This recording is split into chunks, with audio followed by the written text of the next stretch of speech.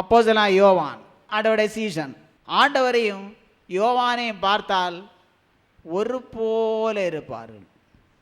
எந்த ஒரு அச்சடையாள மாற்றம் இருக்காது. அவன் இயேசுவுக்கு அன்பாக இருந்தவன்.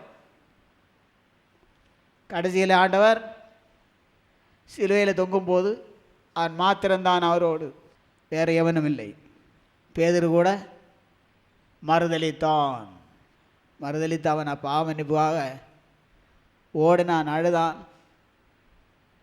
ஆண்டவர் கெத்செமனேயில் ரத்தத்தினான் இடத்தில் போய் உருண்டு அழுது மன்னிப்பை பெற்றான். அவன் அங்கே இல்லை. பிறகு ஆண்டவருக்கு அன்பாக இருந்தவன் யோவான் அவட மார்பில் சாய்ந்திருந்து கொள்வான். வேற எவனுக்கிட்டத்தில் அப்படி போய் இருக்க மாட்டான். வேற எவன் அவர் பக்கத்தில் சேர்ந்து போய் ஒருத்தனை இருக்க மாட்டான். யோவான் எப்படி அவட மார்பில் அப்படி சாய்ந்தங்க இருந்து கொள்வான். அன்பின் சீசன் என்னப்பட்டான். அவனை கொலை செய்யும்படியாக பார்த்தார்கள், நாடு கடத்தி பார்த்தார்கள், கொல்ல முடியவில்லை.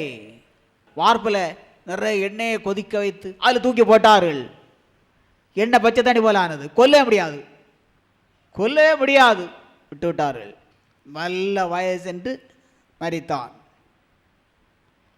கடைசியில் அவனுடைய பிரசங்கம் என்ன? யோவான் சீஷர்கள் தூக்கி பிரசங்கம் பண்ணுறதான அந்த மேடையில் அங்கே கொண்டு உட்கார வைப்பார்கள். பிரசங்கம் வேற ஒன்றும் பண்ண முடியாத வயது, ரொம்ப வயது.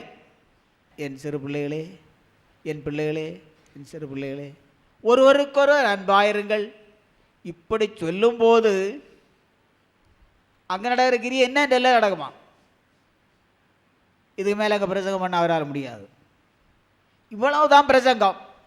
இவ்வளவும் பண்ணும்போது அங்கே நடக்கிற கிரியை அளவிட முடியாதாக இருக்கும்.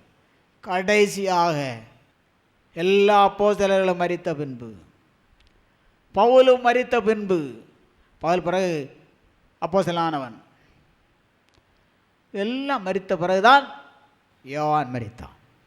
ஆண்டவருக்கு அன்பாக இருந்தவன் ஆண்டவர் மரிக்கும் போது அங்கு அவரிடத்தில் உண்டவன். ஆண்டவருடைய தாய் மரியாள் இவன் கதறி எழுதபோது ஆண்டவர் அதோ உன் மகன், அதோ உன் தாய் என்பதாக சொன்னார். மரியாள் சிலுவையை கட்டிப்பிடித்து கொண்டு ஆண்டவர் திருப்பாதங்களை பற்றி கொண்டு அழுதாள், கதறினாள்.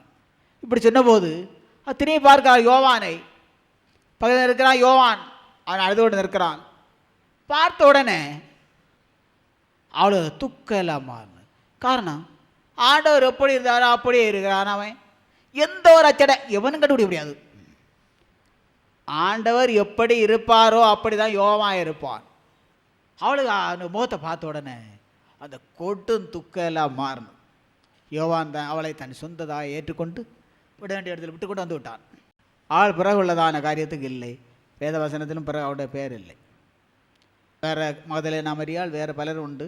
ஆனால் இயேசுவின் தாயாகிய மரியாள் பிறகு இல்லை. அவள் அந்த பொற்றி அந்த துக்கம் எல்லாம் நீங்கி ஒரு ஆறுதல் உண்டானது.